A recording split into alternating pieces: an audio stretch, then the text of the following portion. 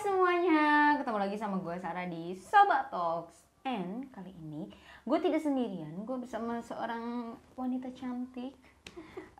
Dia adalah sahabat gue di tempat kuliah juga, ya. Namanya Kika, Rizkika. Tapi gue biasa panggil Kiku. Hai semua, Kita mau ngapain, Kik? mau ngobrolin tentang apa ya? Kehilangan, kedukaan dan cinta. Tada, coba cinta. Jadi kenapa kita bakal ngobrol itu, karena memang itu kan relate banget. Dan sebelum kita lanjut, jangan lupa follow Instagram Sobat Kans, Lalu like, comment, and subscribe. Share dan sebanyak-banyaknya. subscribe gitu. Kenapa kita mau membahas hal itu? Yang pertama karena hal ini adalah sesuatu yang pasti dialami oleh setiap orang. Setiap orang pasti pernah kehilangan, setiap orang pasti merasakan kedukaan, dan setiap orang pasti juga pernah merasakan cinta. Simpelnya sih kayak gitu. Tapi kenapa sih hal itu jadi sesuatu yang menarik? Ya, karena kita ingin berbagi aja sih. Kayak adalah part-part dalam hidup kita yang mungkin bisa dimaknai sebagai sesuatu yang bisa kita jadikan pelajaran bersama-sama. Yang pertama, kehilangan. Dan loss. Kehilangan apa sih, Kik, yang paling lo inget gitu dalam hidup? Oke, mungkin teman-teman di rumah juga pernah mengalami fase kehilangan ini, karena pasti setiap orang punya kehilangannya masing-masing gitu, entah itu orang, hewan maupun benda sekalipun. Kan ada ya orang yang bahkan punya benda-benda yang sangat dia sayang banget gitu. Nah, kalau ditanya ke gue kehilangan apa yang pernah gue rasain, gue pernah mengalami beberapa kehilangan dalam hidup gue. Yang pertama kali adalah ketika ibu gue meninggal di usia gue 7 tahun, kelas 2 SD. Itu adalah hal yang menurut gue tuh wah banget, karena pengalaman pertama, kedukaan, dan itu masih kecil gitu kan, kayak gue nggak tahu. Gue tahu tapi ya udah sekedar tahu aja. Nah, kehilangan juga berkaitan dengan apa ya, sesuatu yang hilang itu seperti apa bentuk kehilangannya, misalnya cepat atau lambat, kemudian ada pesan-pesan atau enggak, itu juga akan membuat seseorang tuh bisa nggak ya mempersiapkan kehilangan dia gitu. Nah, kalau ketika ibu gue punya surat wasiat, jadi beliau menuliskan surat wasiat ke anak-anaknya sebenarnya, tapi yang melihat hanya gue. Jadi waktu itu gue baca, nggak sengaja ada di tengah-tengah buku, terus gue baca, dan ketika gue tanya ibu gue, dan beliau merobek itu lalu membuangnya. Jadi hanya gue yang tahu. Sehingga ketika beliau pergi, meninggal, mungkin keluarga gue kaget karena benar-benar secepat itu. Tapi buat gue itu adalah hal yang sudah beliau persiapkan gitu. Jadi buat gue itu nggak terlalu mengejutkan seperti keluarga gue yang lain. Nah, kemudian yang kedua adalah ketika gue kehilangan ayah gue. Itu ketika gue kelas 7 SMP. Gue lupa umur berapa. Nah, ketika itu karena gue udah kehilangan ibu gue dan kemudian gue kehilangan ayah gue, ya dunia gue seperti terhenti saat itu. Karena gue masih mencerna, kok gue lagi ya, dan gue sempat menyalahkan Tuhan. Kenapa sih Tuhan ambil ayah gue gitu? Kok nggak adil banget rasanya di saat teman-teman gue masih punya ayah, ibu lengkap, tapi gue nggak punya siapa-siapa saat itu. Nah, ya udah akhirnya gue jadi founder yatim piatu. Ya kan, saat itu gitu. Jadi gue kayak oke, merasakan duluan nih. Nah, akhirnya ya udah, karena memang takdirnya begitu, gue sempat disuruh sama guru gue untuk nggak apa-apa kamu nggak sekolah dulu. Tapi ketika gue nggak sekolah, tugas tetap ada, Sar. Dan tetap ada pembelajaran di hari-hari berikutnya. Itu artinya gue aja yang berduka gitu. Sedangkan dunia tetap normal seperti biasa. Otomatis gue berpikir gue nggak bisa kayak gini terus. Mau sampai kapan gue akan ada di posisi itu? Akhirnya udah, gue tetap merasa kehilangan, gue tetap mengalami kesepian, tapi gue tidak larut dalam kedukaan itu gitu. Nah, setelah itu juga beberapa kali mengalami kehilangan lagi, kucing kesayangan gue, lalu nenek gue, lalu uak gue, dan kura-kura gue. Itu hal-hal yang paling berharga pergi dalam hidup gue, dan gue sempat berpikir kok gini banget ya, ketika kita mencintai seseorang dan kita kehilangan, rasanya sakit banget gitu. Apakah kemudian kita nggak perlu mencintai biar kita nggak sakit kehilangan? Nah, kalau lu sendiri, Sar, pernah nggak sih lu ngalamin kehilangan? Kalau gue sendiri sebetulnya kehilangan juga udah banyak ya, kayak lumayan banyak gitu lah. Mungkin kehilangan yang memang paling gue ingat adalah gue ketika gue kehilangan bokap gue waktu gue SMP ya, karena beliau sakit. Ada juga waktu SMA, itu salah satu guru BK gue yang emang deket gitu loh, kayak gue curhat tentang jurusan, kalau misalnya pun ada masalah-masalah pun beliau juga banyak banget nge-backup gitu. Dan ya mungkin kehilangan lainnya mungkin kayak kehilangan teman gitu, maksudnya nggak meninggal dunia, tapi gue udah nggak berteman lagi sama beberapa orang ini gitu kan, kayak there is something problem lah between us gitu. Cuman ya itu tadi, itu banyak banget mengajarkan gue bahwa ketika gue kehilangan sesuatu, gue tuh selalu gini, ketika gue kehilangan itu gue kayak mikir gitu ya, itu juga tadi kenapa gue gitu, kenapa harus gue, kan orang lain juga punya gitu kan, dan orang lain juga ya kuat-kuat aja deh, kenapa harus gue gitu kan. Cuman gue mikir lagi gitu, kalau misalnya itu bukan gue, kalau misalnya itu nggak bokap gue, kalau itu bukan guru gue dan lain-lain, kayak gue nggak bakal sekuat hari ini juga gitu. Gue kadang mikir gitu, dan gue nggak akan ketemu orang-orang yang ada sama gue sekarang gitu ya. Mungkin apa ya, cara berpikir gue pun akan berbeda dan lain-lain gitu. Kayak gue ada aja gitu, akhirnya gue bisa bersyukur gitu kan. Tuh, pernah nggak sih lo merasakan hal-hal itu, dan kok lu bisa sih sampai setegar sekarang? Maksudnya orang kan ngelihat kita pasti kayak nggak sedih nih, nggak pernah gimana gitu kan, tapi kan who knows ya, nggak ada yang tahu gitu. Ya maksudnya kayak kalau bisa sih sekuat itu gitu ya kan, lu kehilangan dua-duanya gitu. It's not something easy, bahkan untuk ngebayangin aja ketakutan. Ya kan? Tapi kalau bisa sih. Oke, berarti kita bicara tentang fase yang gue lewatin nih selama berduka. Nah, yang pertama pasti gue menolak informasi itu ya. Gue juga ada masa dimana gue gak percaya, kayak setiap hari tuh rasanya masih ada aja, ya nggak sih, masih kayaknya masih ada gitu, masih melakukan aktivitas seperti biasa, padahal orangnya udah nggak ada gitu. Nah, ya otomatis itu ngebuat gue sedih, ngerasa kesepian, dan kesepian sih yang paling ngebuat gue tuh, buat gue ya, menderita gitu, karena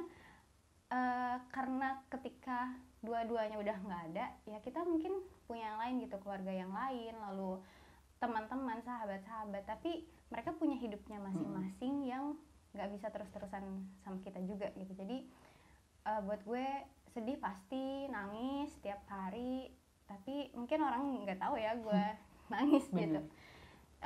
Terus juga kesepian yang paling parah. Nah, setelah gue melewati fase itu, gue mulai recollecting, kayak tiap gue ke suatu tempat yang punya kenangan banget, apalagi itu di rumah kan, kayak di situ-situ aja, otomatis kenangannya juga keulang terus. Mulai dari ngasih makan kura-kura, karena ayah gue juga ngerawat kura-kura itu bareng-bareng. Terus kucing gue yang sayang banget sama ayah gue, kayak semua hal, banyak hal yang ngebuat gue keinget sama memori-memori dulu gitu. Mungkin kalau teman-teman pernah putus cinta juga, kehilangan seseorang yang kalian cinta, kalian juga akan ngelewatin masa recollecting itu, kayak pergi ke suatu tempat, kayak gue pernah pacaran di sini. Semua gitu. titik adalah kita. Nah, itu benar banget. Nah, setelah fase recollecting itu, gue mulai memahami bahwa ya gue nggak bisa terus-terusan ada di dalam fase itu.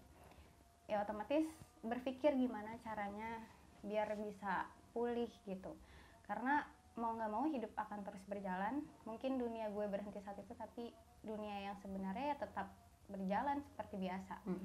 Akhirnya gue mulai memaknai apa yang terjadi. Oh, mungkin Tuhan mau gue seperti ini.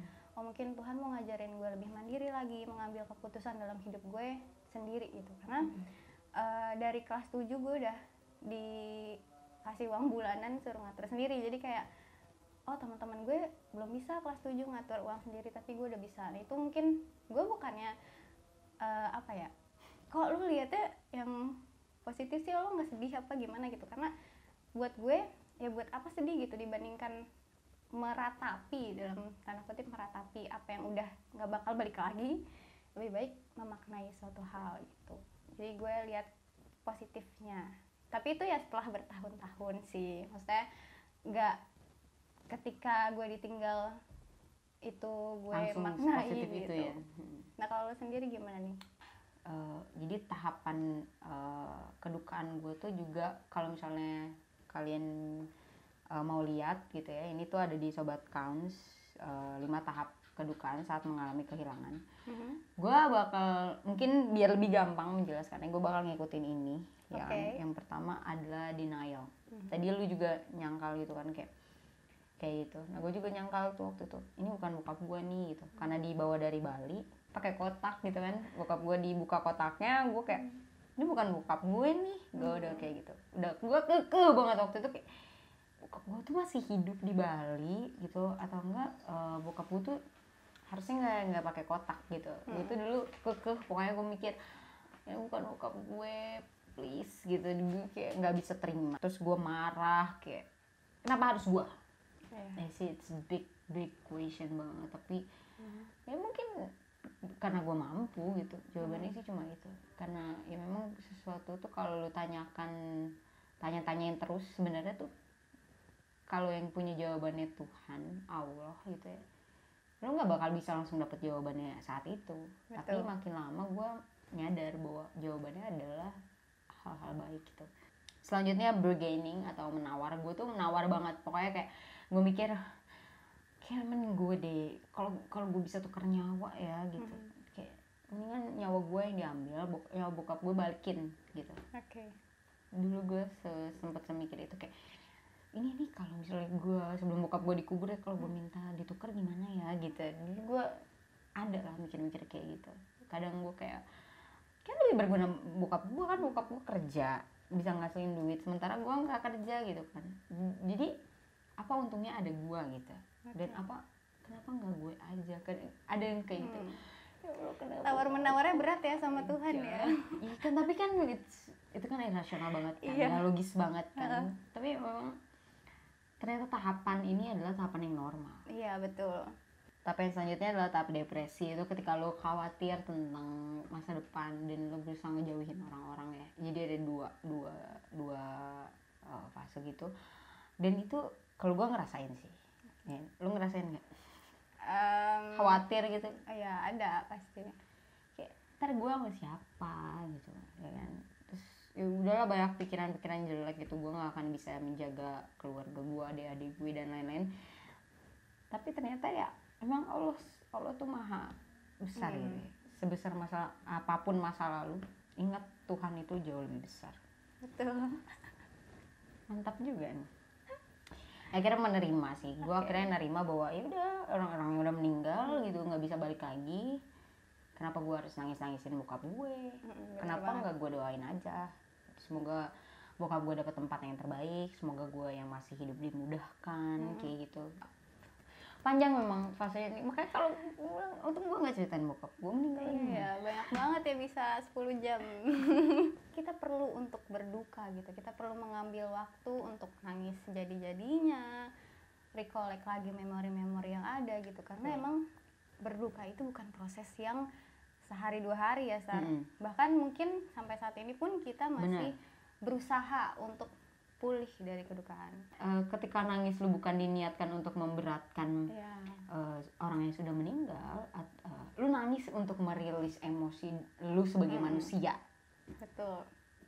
Kalau gue sih nggak apa-apa. Benar banget. Udah nangis aja, orang lu manusia, mau ngapain lagi gitu. Kita perlu menangis karena itu yang membuat kita jadi manusia. Iya. Kita jadi tahu bagaimana merespon orang yang dalam kondisi berduka gitu. Dulu kita mungkin sama kayak mereka yang kayak udah nggak usah nangis, yuk dipeluk, dan ketika kita mengalami itu rasanya nggak nyaman banget, disuruh berhenti nangis kayak oke berhenti, tapi sek-sekan jadinya tuh itu namanya hikmah. Iya betul. hikmahnya itu ada, bahwa kita tuh jadi punya rasa bahwa gue tuh maunya diginiin gitu. Dan begitu ketemu orang yang kehilangan, kita tahu gue dulu mau diginiin, pas gue kehilangan gue nggak mau disuruh apa-apa, gue mau ditemenin aja. Kalau gue sih pengennya ditemenin aja. Iya, ditemenin. Itu sih paling bantu Ditemenin banget nangis. ya. Iya. Bener banget. Apa sih yang ngebuat lo tuh belajar dari kedukaan? Kadang kan kita masih stuck dengan hal yang sama. Nah, apa yang ngebuat lo belajar? Apa yang lo pelajari dari kedukaan yang lo alami? Banyak banget ya. Salah satunya gue jadi ngehargain orang-orang yang emang ada di hidup gue. Oke. Gue jadi gini, kalau gue tuh dulu merasa bahwa ya orang yang ada di sebelah gue akan ada selamanya. Oke. Di sebelah gue nggak akan ada yang ninggalin gue. Begitu bokap gue pergi, gue sadar bahwa oh mungkin saat ini orang yang lagi gue sayang, orang yang lagi bicara sama gue, orang-orang yang lagi ada di sebelah gue besok gak ada, atau gue yang gak ada gitu. And gue harus be kind, gue harus baik sama mereka, gue harus menunjukkan bahwa mereka adalah orang-orang yang gue cintai. Nah, kalau makna kedukaan buat gue sendiri yang pasti mendewasakan diri. Selain seperti yang lo tadi bilang, gue merasa diasuh oleh kedukaan gitu, karena semakin kesini gue semakin belajar bahwa oh banyak hal yang mungkin gak akan gue pelajari, gak akan gue tahu kalau gue masih ada dalam masa itu gitu istilahnya. Bener-bener. Dan buat gue pribadi, seseorang yang pergi itu nggak benar-benar pergi dari hidup kita. Mungkin teman-teman pernah dengar kata-kata yang juga, seseorang yang pergi itu nggak benar-benar pergi, dia tuh ada di sini. Kalian lihat dia, kalian lihat orang tua gue, kalian lihat ayahnya Sarah, tapi dalam bentuk yang berbeda, dalam diri gue dan dalam dirinya Sarah. Jadi mereka ada untuk mengajarkan suatu hal. Pernah aja. Kalian bisa menduga bahwa ayahnya Sarah adalah orang yang kuat, orang yang berani, orang yang penuh tanggung jawab lewat dirinya Sarah gitu. Benar-benar. Karena beliau pasti mengajarkan sesuatu yang bukan diwasiatkan, Diturunkan iya, diturunkan kepada anak-anaknya dan orang-orang di sekelilingnya. Kayak ya kita sebisa mungkin menjalankan apa yang sudah beliau ajarkan. Dan mungkin itu kenapa ya yang istilahnya jadi rem kita juga gitu. Ketika kita mau buat sesuatu yang jahat, kalau gue pribadi ya, gue merasa melakukan suatu hal yang baik itu adalah bakti gue satu-satunya yang bisa gue lakuin selain berdoa. Karena kalau bukan dengan menjaga diri, melakukan hal-hal baik, gimana caranya gue bisa berbakti kepada kedua orang tua gue yang udah gak ada. Menurut lo gimana, Sar? Ya dengan gak adanya bokap gue itu tadi ya, kayak gue bisa mengambil hikmah gitu. Kayak ya kalau masih ada mungkin gue gak bakal begini gitu. Mungkin gue ada di posisi lain, mungkin gue gak kenal lu, mungkin gue udah disuruh kuliah di tempat lain dan lain-lain, kayak many things. Atau mungkin gue gak bisa kuliah gitu kan, gue juga gak tahu. Ya dengan gak ada bokap gue gak berarti gue bisa seenaknya juga gitu kan, karena banyak hal-hal yang beliau ajarkan gitu tadi. Artinya kalau kita balik ke pertanyaan yang sebelumnya gue tanyain pada diri gue, perlu gak sih kita gak perlu mencintai biar kita gak kehilangan atau mengalami kedukaan? Ya jawabannya enggak, karena kita pasti punya cinta yang lain setelah cinta yang dulu tuh pergi. Kalau mencintai itu ya, itu tuh langsung datang gitu dari Tuhan. Gak bisa lu minta, gak bisa lu tolak. Nih kayak gini cinta, itu indah banget ya. Itu indah banget. Meskipun dia nantinya pergi, meskipun dia nanti ninggalin kita, meskipun nanti kita mungkin menjadi sedih dan sendiri lagi, cinta kita ditolak, cinta kita bertepuk sebelah tangan, tapi itu tetap indah dalam porsinya sendiri. Kalau menurut gue. Jadi ketika lu nanya apakah gue seharusnya tidak bisa mencintai lagi, jawabannya sih kalau gue sih enggak ya. Iya, benar banget, setuju sama Sarah. Malah cinta sama diri sendiri. Betul, seseorang yang gak akan pergi dari hidup kita. Benar. Ya intinya ya kalau teman-teman mengalami fase berduka atau mungkin masih bingung gitu, putus cinta tapi kok rasanya kayak nangis mulu, sedih Ya, mulu. Itu adalah hal yang wajar karena itu adalah bagian dari berduka. Nah, kok rasanya sakit banget ya? Iya, karena cinta kita yang besar ke orang itu. Dan tadi kita udah sepakat nggak apa-apa untuk mencintai karena emang ya itu adalah anugerah Iya. dari Tuhan. Gitu lah ya. Memang pembahasan ini akan sangat panjang sebenarnya kan. Ya mungkin kalau buat teman-teman yang mau bercerita tentang kehilangan atau kedukaan yang dialami bisa di kolom komentar. Iya. Tersedia lapak untuk kalian semua. Atau kalau yang mau curhat boleh ke DM di Sobat Kaunts aja. Pokoknya ya itu. Adminnya selama adminnya gabut akan dibalas. Nggak bohong, bercanda. Dari jam 10 pagi sampai jam 10 malam. Ya, mungkin segitu aja kan kalau udah makin ngaco ini ya. Semoga kita bisa ngasih lagi ya hal lain. Semoga bermanfaat. Jangan lupa like, comment and share, and subscribe. See you in the next video. Bye-bye.